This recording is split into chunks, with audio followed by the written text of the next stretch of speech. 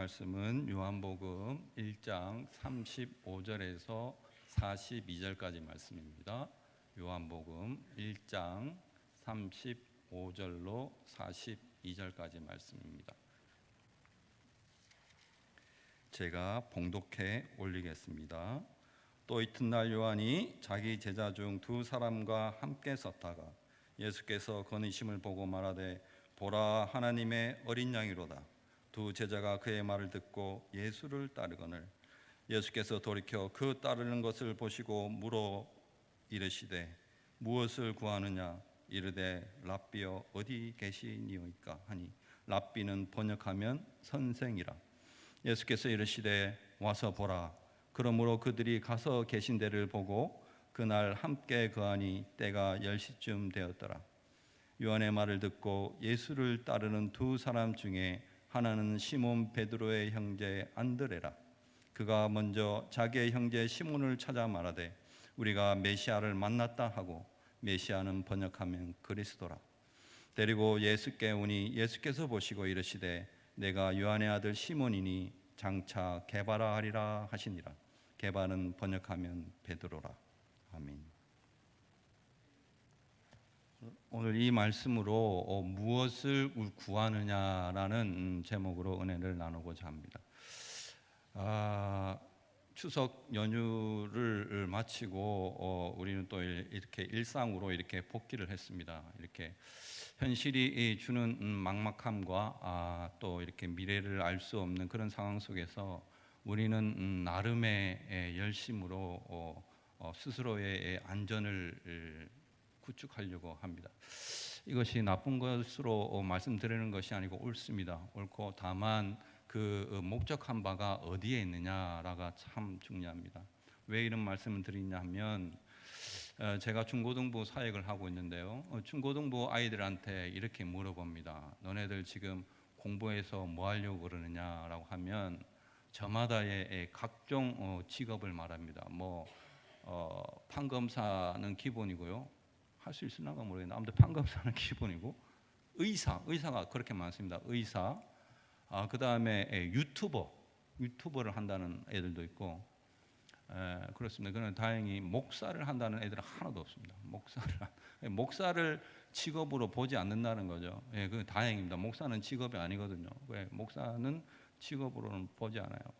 그래서 이 아이들이 다양하게 이런 말들을 합니다. 자기가 공부해서 이런 일을 하고자 한다고. 그래서 질문을 좀 바꿔서 물어보면 희한하게 한 가지 답으로 통일됩니다. 그런 일들을 해서 뭐 하려고 그러니? 라고 물어보면 답이 하나입니다. 돈 벌어서 편안하게 살아야죠. 돈 벌어서 떵떵거리면서 살아야죠. 돈 벌어서 꿀리지 않게 살아야죠. 여러 가지 직업 중에 의사는 환자를 불쌍히 여기는 마음이 있어서 한다든지, 판사가 되고자 하는 아이들은 법에 어떤 정의를 세우고자 한다든지 그런 거 전혀 없습니다. 단지 돈 벌어야죠 라는 목적으로 일관됩니다. 이것은 어떻게 보면 우리 아이들의 눈에 우리가 사는 현실이 답이 없는 현실 속에서 유일하게 희망이 돈이다라고 이렇게 나름대로의 이렇게 생각을 갖고 있는 것입니다. 참으로 안타깝고 답답한 심정입니다.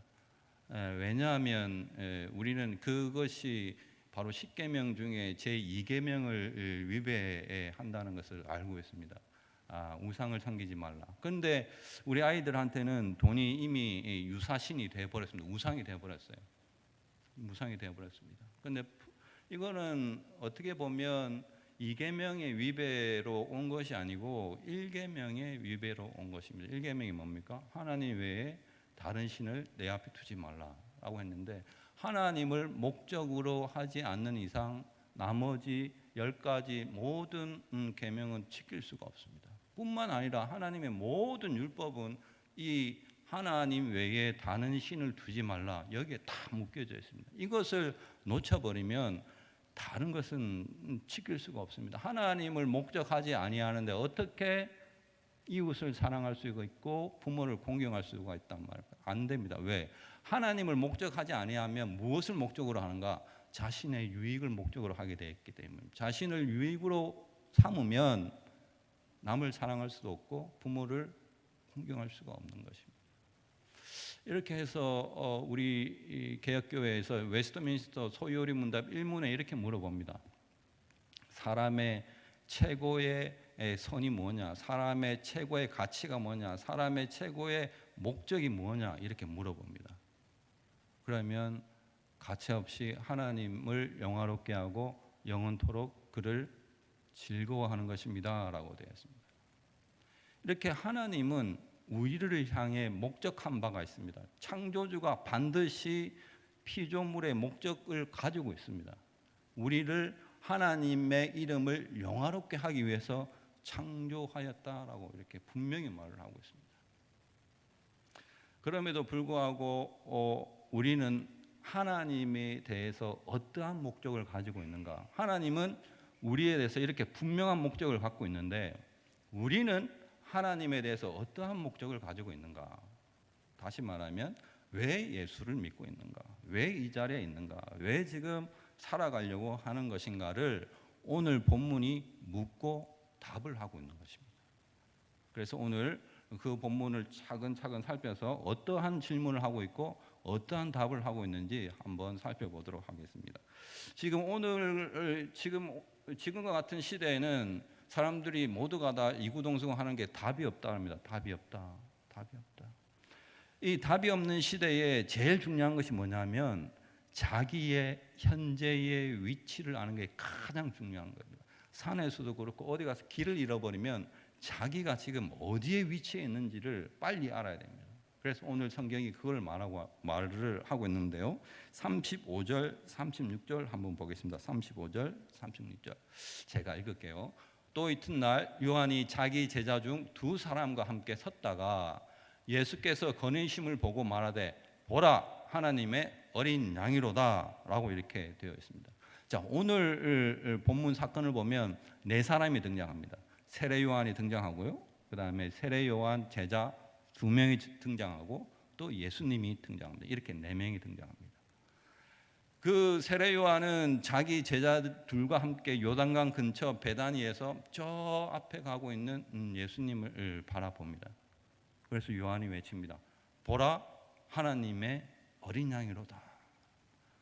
그 앞절 29절에 보면 보라 세상 죄를 지고 가는 하나님의 어린 양이로다 이렇게 말합니다. 요한은 예수 그리스도를 세상의 죄를 없이 하러 오신 하나님의 어린 양으로 똑바로 보고 있습니다. 요한뿐만 아니라 요한의 제자들도 그렇게 보고 있습니다. 세례 요한은 우리가 알다시피 광야에서 약대 털옷을 입고 가죽띠를 차고 석청과 메뚜기를 먹으면서 광야에서 그렇게 주의 오실 길을 예비하면서 살았습니다. 그렇게 경건을 지켰고 신앙을 지켰고 오직 오실 이 자기 뒤에 오실 큰 자, 불과 성령으로 세례를 주실 자, 메시아 하나님의 어린 양, 그분만 기다리고 그분에 대한 모든 것을 자기 제자들한테 가르쳤습니다. 요한이 이 광야에서 그렇게 있었다는 것은 요한의 제자들 또한 광야에서 그렇게 있었다는 것입니다. 그런데 지금 어디에 있느냐면 모든 신학적 지식, 요한으로부터 받은 모든 신학적 지식을 받아들고 지금 그분이 지금 가르치고 있는 예수라는 사람, 하나님의 어린 양이라는 사람이 지금 눈앞에 있는 겁니다. 이것이 어떤 상황이냐면 자기가 이때까지 배운 모든 신학적 이론과 그 이론이 가르치는 실체를 맞닥뜨리고 있는 겁니다. 그 사이에 딱 있는 겁니다. 이것이 우리의 지금 현재적 위치입니다. 무슨 말이냐? 우리는 요한 제자 부럽지 않게 예수님에 대해서 수십 년, 10년, 20년 혹은 30년 넘게 이렇게 예수님에 대해서 배워오고 들어왔습니다. 요한복음의 말을 빌리면 예수님은 생명의 말씀이다. 그리고 태초부터 하나님으로 계신 분이고 하나님과 함께 있었고 하나님을 항상 계시하고 있었다. 나타내주고 있었다. 그분은 창조주시며 모든 만물을 다스리고 계시고 모든 주권을 가지고 계신다. 뿐만 아니라 그분이 세상의 빛으로 오셨음에도 불구하고 아무도 그 빛을 깨닫지도 못하고 찾지도 못하고 영접하지도 않아야 하더라. 그러나 하나님이 택한 자 그들은 그를 영접하더라. 그래서 하나님께서 그 영접하는 자들에게 자녀의 권세를 주셨더라. 그리고 은혜와 진리의 말씀으로 지금도 함께 하시더라. 그래서 예수님은 육을 입고 오셔서 우리의 모든 죄를 없이 하시고 부활하시고 다시 오심을 약속하면서 우리의 영화로운 모습을 약속하셨다. 이러한 모든 예수 그리스도에 대한 지식, 지금 요한복음에서 우리가 배운 그것만 요약을 했는데요. 성경 66권이 이 예수님에 대해서 계속 말하고 왔습니다. 너무나 귀에 못이 박히게 들어왔다는 것이요. 그럼 문제는 뭐냐? 그 예수님의 어떤 말씀, 복음이라고 그러죠. 복음을 아는 것과 복음을 살아내는 것이 간격이 크더라는 거죠. 크더라. 이미 예수님께서 우리 삶에 들어와 계시는데 그것을 멀리서만 바라보고 어찌할 바를 모르더라. 어찌할 바를 모르더라. 이것이 우리의 현재적 위치입니다. 진짜 우리의 현재적 위치입니다.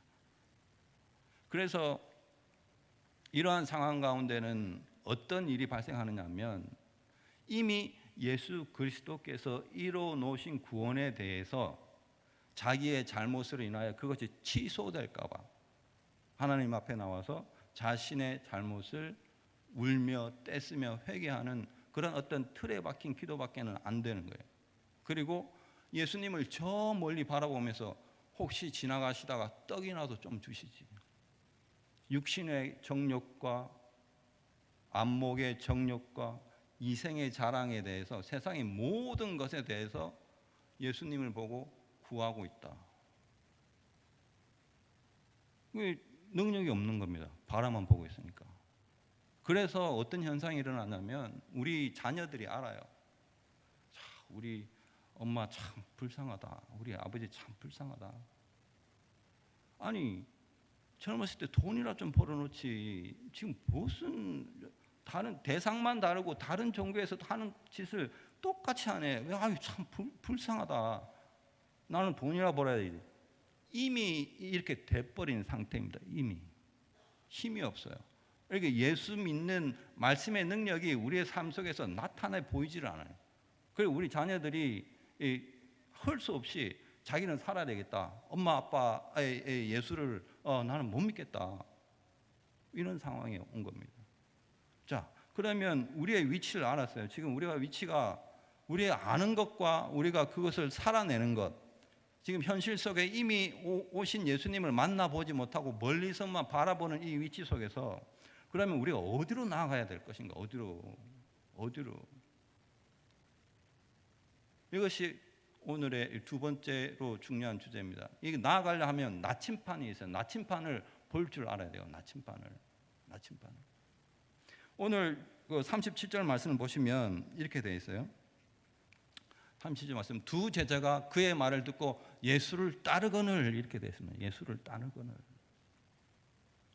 그들은 이때까지 자기의 스승인 세례 요한의 모든 말씀을 종합해 본 결과 바로 저분이다 라는 확신이 들었어요.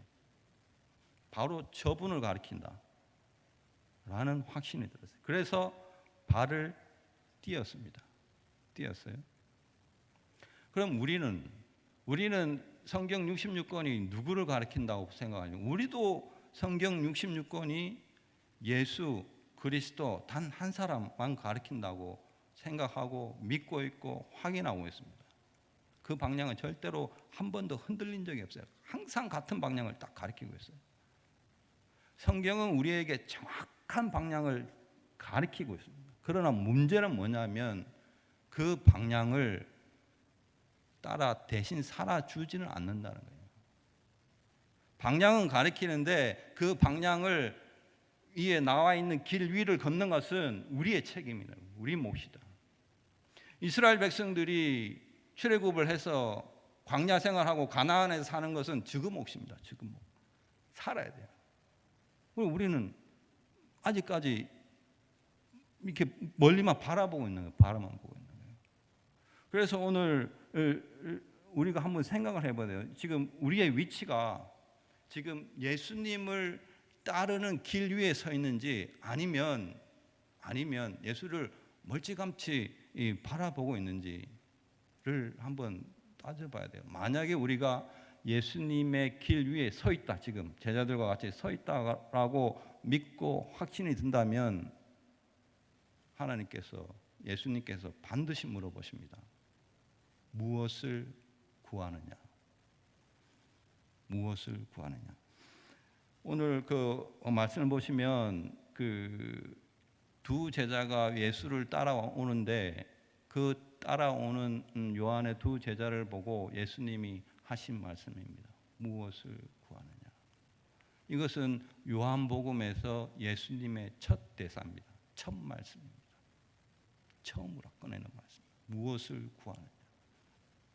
이거는 요한의 두 제자한테만 국한된 것이 아니고 오늘날 예수를 따르고자 발걸음을 내딛는 우리한테 동일하게 물어보는 질문입니다. 왜 따라오느냐? 이때껏 왜 따라왔느냐? 무엇을 구하려고 나를 따르느냐를 물어보고 있는 것입니다. 우리는 여기에 대해서 분명한 답을 가지고 있어야 돼요. 왜 내가 예수를 따라가는지 답을 갖고 있어야 돼요. 성경 창세기 보면 12장에 가보면 하나님께서 아브라함을 택하는 이야기가 나옵니다. 12장 1절 2절 보시면 이렇게 이야기가 나와요. 여호와 하나님께서 아브라함에게 이르시되 너는 고향과 친척과 아비 집을 떠나서 내가 너한테 보여줄 땅으로 가라. 내가 너로 하여금 큰 민족을 이루고 내가 너를 복을 줘서 너 이름이 장대케 되리라. 네가 복이 될 것이다. 저렇게 나와 있네. 그렇게 말을 합니다. 자, 여기에서 무엇을 말하고자 합니까? 지금 아브라함이 지금 하나님으로부터 길을 떠나라는 여행 명령을 받았습니다. 그가 가려고 하는 방향이 어디입니까? 지금 방향이 내가 내게 보여줄 땅으로 가라. 그게 방향입니다. 보여준 것이 아니고 보여줄 땅으로 가라. 그것이 여행의 방향이었습니다. 그러면 여행의 목적이 뭡니까? 왜 따라가는 겁니까? 바로 복이 되게 할 것이다. 복이 되게 할 것이다. 이 말을 붙들고 따라갑니다. 복이 뭐냐? 복이 뭐냐? 생육하고 번성하는 게 복이냐? 복 맞습니다. 물질적 복 맞습니다. 성경에서 그것을 복이라고 그럽니다. 그러나 여기에서 말하는 복은 그것보다 더 큽니다. 그것을 포함한 어마어마한 복이 있습니다. 그것이 뭐냐? 하나님께서 함께하는 것이 복입니다. 성경 66권을 다 뒤져봐도 복 있는 사람은 항상 하나님이 함께하는 사람이었어요. 시편 73편에 봐도 내가 여호와께 가까이 감히 내게 복이라라고 복이라. 이 아브라함은 그 우리 생을 알잖아요. 성경을 봐서 하나님 앞에 택함을 받았지만 믿음의 조상이라는 타이틀을 달기까지 어마어마한 고난을 당했습니다. 약속의 땅을 갔는데 가뭄이 들어서 애굽으로 내려가서 와이프를 동생이라고 속이고 또 이렇게 조카 롯을 구하기 위해서 전쟁도 하고 백세에 낳은 아들을 바치는 그런 시험도 당하고 말 수 없는 이렇게 많은 시험을 당합니다. 그러면서도 그 여행을 멈추지 않았던 단 하나의 이유가 뭐냐면 어디를 가는지는 잘 모르겠으나 누구와 가는 것은 확실하다. 누구와 가는 것. 내가 하나님과 함께 간다는 것은 그건 확실하다. 그건 확실하다. 그것이 내게 복이다. 복이다. 오늘 그러한 관점에서 요한의 두 제자가 무엇을 구하느냐라고 물어봤는데 이상한 말을 하는 것처럼 들립니다. 그런데 결코 이상한 말이 아닙니다. 이렇게 말합니다. 랍비여 어디 계시니오니까. 랍비는 번역하면 선생이라. 주님 어디 계십니까? 무엇을 구하느냐 하면 돈을 달라든지 뭐 이렇게 뭘 병을 고쳐달라든지 뭔가를 이렇게 요구사항을 말을 해야 되는데 난데없이 랍비여 어디 계시나이까? 어디에 거주합니까? 어디에 계십니까? 왜 물어봅니까? 거기에 같이 살려고 물어봅니다. 살려고. 이것이 여행의 목적입니다. 목적. 무엇을 구하느냐 할 때 우리에게 합당한 답이 주님 어디 계십니까? 내가 주와 함께 거하기를 원하나이다. 이 말을 하나님은 예수님은 듣고자 하는 것입니다. 그래서 이 친구들이 어떻게 하느냐 하면 예수님이 와서 봐라라고 했어요. 그래서 와서 봤어요. 단지 몇 시간 머물러 있을 뿐이었는데 예수와 함께 있으니까 어떤 현상이 벌어졌냐면 예수가 메시아라는 것을 알았습니다. 어떠한 말로 내가 메시아 된다라고 이렇게 말을 했다 성경 기록은 없어요. 그냥 와서 봐라. 내가 사는 곳을 봐라 하고 같이 같은 곳에 몇 시간 머물렀는데 그가 메시아라는 것을 확신했습니다. 그러면 이와 같이 우리도 예수 안에 거하고 싶은데 그것이 우리 신앙의 목적이라고 지금 성경은 말하고 있는데 예수와 거한다는 것이 무언가? 그것은 이제 요한복음 15장에 가면 포도나무 비유가 나옵니다. 거기가 정말로 거하는 것이 무엇인지를 분명하게 비유를 하고 있습니다. 이건 너무 중요하니까 한번 보겠습니다.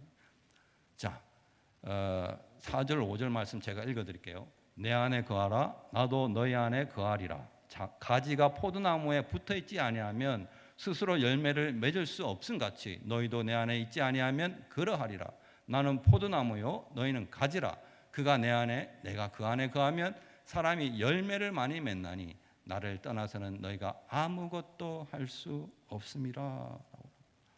여기서 제가 이제 빨간 글씨로 표시를 해놨잖아요. 거하라, 붙어 있다, 뭐 있다 이런 모든 단어가 동일한 단어입니다. 거하다라는 동일한 단어를 저렇게 쓰고 있습니다. 거하다는 것은 그냥 뭐 같이 살다 뭐 이런 뜻도 있지만 어떤 뜻이 있냐면 자신의 행동이나 상태가 끊기지 않고 계속된다는 것을 말하고 있는 것입니다. 계속된다. 예수 안에 거한다, 예수한테 거한다는 것은 우리가 예수를 믿고 생활하는 그 생활이란 믿음이 끊이지 않고 계속된다는 것을 말하고 있는 것입니다. 그러면 이것이 단절되면 어떻게 되느냐? 단절되면 열매를 맺을 수가 없다라고 이렇게 표시가 되어 있습니다. 열매를 맺을 수가 없다. 여기 맺는다라는 이 단어는 아이를 낳다라는 단어하고 이렇게 같이 쓰입니다. 이 말은 무슨 말이냐면 이 맺는다라는 단어, 아이를 낳다라는 이 단어가 갖고 있는 함의가 뭐냐면 고통을 견디다, 참아내다라는 뜻입니다. 즉 가지가 나무에 붙어 있어야만 그 모진 비바람을 견딜 수가 있다는 거예요. 우리가 예수에 붙어 있어야만, 예수 안에 거하여만 삶의 모든 고난을 견딜 수가 있다는 거예요. 견딜 수가 있다. 왜 견딜 수가 있을까요? 그 고난이 예수로부터 왔다는 걸 알기 때문에. 자기가 가지에 붙어 있으면 그 가지가 느끼는 것이 뭐냐? 아, 이것이 예수로부터, 하나님으로부터 온 고난인구나를 압니다. 그래서 이것이 반드시 내가 견뎌야 될 것인지를 압니다. 그래서 견딜 수가 있는 겁니다. 기쁨으로. 만약에 이 단절이 되면 어떤 현상이 또 나타났냐면 성경에서 아무것도 할 수가 없다라고 합니다. 아무것도 할 수가 없다. 그렇죠. 이렇게 가지가 나무에서 분리되면 마르고 썩고 결국에는 소멸되는 거예요. 소멸. 우리가 예수 안에 거한다, 거하지 아니한다는 것이 어떤 차이가 있냐면, 예수 안에 거하지 않으면 단순히 뭐 지옥 간다 이런 말이 아니에요. 어떤 말이냐면 소멸. 아무런 가치가 없다는 거예요. 마치 가지가 나무에서 떨어진 건 아무런 가치가 없다. 세상이 주는 가치가 뭐가 있습니까? 소멸. 아무것도 없습니다. 우리 아이들이 뭐 돈이 최고다고 하지만 그 아주 끝내는 아무것도 남는 게 없습니다. 소멸되는 거예요. 소멸. 이것을 성경은 우리가 이렇게 가리키고 있습니다. 그래서 우리가 존재가 천하보다 귀한 존재 이유인 즉슨 우리가 예수에게 붙어 있기 때문입니다. 그래서 우리가 하나님이 물어보는 질문이 그겁니다. 그거. 무엇을 구하느냐? 이것이 다른 말로 하면 너가 지금 내게 붙어 있느냐라는 것을 물어보고 붙어 있느냐. 자, 그러면 왜 하나님은, 예수님은 우리를 이렇게 성한 가지처럼 있는 것도 아닌데 왜 자꾸 우리를 붙들고 계시는가? 이윤즉슨 열매를 맺고자 함입니다. 열매. 참 포도나무에 달린 포도 가시를 보면 우리는 여러 가지 사실을 알 수가 있습니다. 어떤 사실을 아냐면, 참 그 포도나무의 농부가 참으로 신실하게 일을 했구나. 정말 농사를 잘 지었구나. 또는 포도나무, 정말로 좋은 참 포도나무를 가졌구나. 햇빛이 적당하고 이른 비, 늦은 비가 잘 왔구나. 이런 것을 우리는 그 열매를 보고 알 수가 있는 거예요. 마찬가지로 신자인 우리의 삶이 하나님 앞에서는 열매입니다. 열매. 우리 삶 자체가 열매가 되는 겁니다. 우리의 삶을 보고 다른 세상 사람들이 뭘 알겠습니까? 하나님이 정말로 살아계시는구나. 그 하나님이 정말로 신실하시구나. 예수님이 참이구나. 참. 예수님이 참이 진리요 길이요 생명이구나. 성령 하나님께서 반드시 저자를 돕고 있는 것이 내 눈으로 확인되는구나를 볼 수가 있는 겁니다.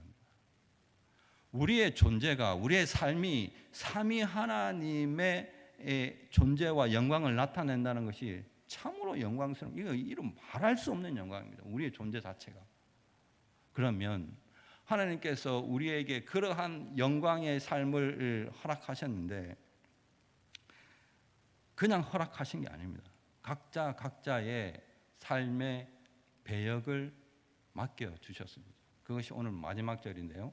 마지막 절에 이렇게 되었습니다. 오늘 42절인가요? 이렇게 되어 있어요. 데리고 예수께로 오니 예수께서 보시고 이르시되 내가 요한의 아들 시몬이니 장차 게바라 하리라 하시니라. 게바는 번역하면 베드로라 이렇게. 자, 오늘 이렇게 베드로가 등장하는데요. 요한의 제자 둘 중에 한 사람 이름이 성경 본문에 안드레라고 표시가 되어 있습니다. 이 사람은 시몬 베드로의 형제입니다. 그래서 불과 몇 시간 예수님과 함께 거하고 그다음에 예수님이 메시아인 것을 알았습니다. 그래서 형제를 예수님 앞으로 데리고 옵니다. 그래서 예수님이 시몬의 아들 요한의 아들 시몬을 보시고 게바라는 이름을 붙여줍니다. 시몬이라는 이름은 히브리식 이름입니다. 히브리식 이름. 듣다, 응답하다라는 뜻을 가진 히브리식 이름입니다. 그러나 예수님께서는 그 시몬을 보시고 장차 게바라 하리라. 게바는 아람어입니다. 아람어고 뜻은 우리가 잘 알듯이 바위, 반석 이런 뜻입니다. 바위, 반석.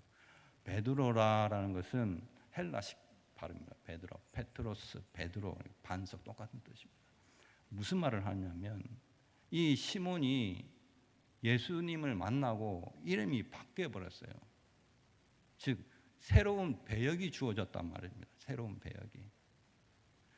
베드로는 우리가 알다시피 이 어부였어요. 어부.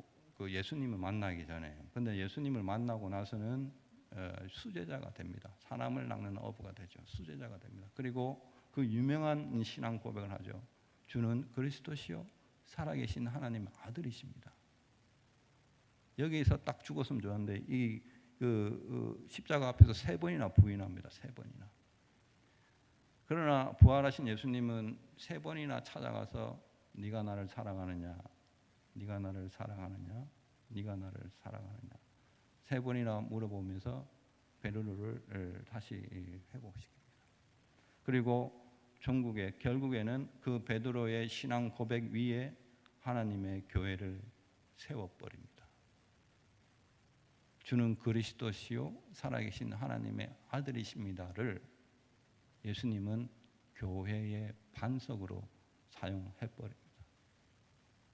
이처럼 우리 또한 새로운 이름을, 새로운 배역을 맡았다는 것입니다. 그걸 어떻게 하나? 아니 생각을 해보십시오. 예수를 믿기 전에 우리의 삶과 예수를 만나고 난 다음에 우리의 삶이 어떻게 변화가 되었는지, 삶의 고난 가운데 예수님의 흔적이 어떻게 남아있는지 범벅이 되었습니다. 우리의 고난 가운데. 인생 가운데 예수님의 흔적이 차곡차곡 쌓여져 있습니다. 30년 동안 예수님, 그 이상의 예수님을 믿어온 사람은 그 인생만큼 예수님에 대한 흔적이 차곡차곡 쌓여져 있는 것입니다. 이것이 우리가 새로운 배역을 맡았다는 증거입니다. 증거. 직장에서 나름의 배역이 있고요. 가정에서 엄마로서, 아빠로서, 할머니로서, 할아버지로서의 배역이 있어요. 또 교회에 오면 성도님으로서, 집사로서, 권사로서, 장로님으로서 이렇게 배역이 있습니다. 그 배역에 맞고 지금 살아가고 있는 것이 우리가 지금 하나님 앞에 올바른 삶을 살아가고 있다는 증거입니다. 지금 생명의 길 위에 있다는 증거입니다. 증거. 그러나 진짜로 드리고 싶은 말이 뭐냐면 만만치가 않다는 거예요. 그 배역을 감당하기가 정말로 만만치가 않아요. 사망의 음침한 골짜기를 지날 수도 있고요. 생각지도 않은 해를 당할 수도 있습니다. 모릅니다.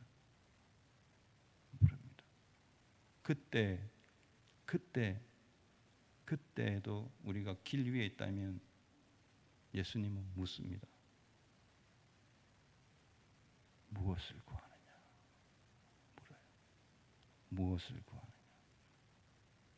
그때 우리 대답이 주님 어디 계십니까? 주님 어디 계십니까? 내가 지금 주 앞에 있나이다. 내가 지금 주 앞에 있나이다. 이런 나지막한 신앙 고백이, 이러한 기도가 우리로 하여금 그 모든 고난을 이길 수 있게 하는 겁니다. 병이 낫고 안 낫고가 문제가 아닙니다. 내가 지금 가지에 붙어 있느냐, 주 안에 있느냐, 예수와 함께 살고 있느냐, 그거면 된 겁니다. 우리의 신앙의 목표고 이유고 전부가 예수입니다. 예수. 그 안에 붙어 있으면 어떠한 것도 견뎌낼 수 있어요. 참아낼 수 있는 거예요. 열매를 맺는다니까요. 무엇이든지 할 수가 있다는 거예요. 그것이 우리가 점검해 봐야 될 오늘의 문제입니다. 그래서 우리의 삶 가운데 만만치 않을 거예요. 그러나 그때마다 고백하십시오. 내가 주 앞에 있습니다. 내가 주 앞에 있습니다.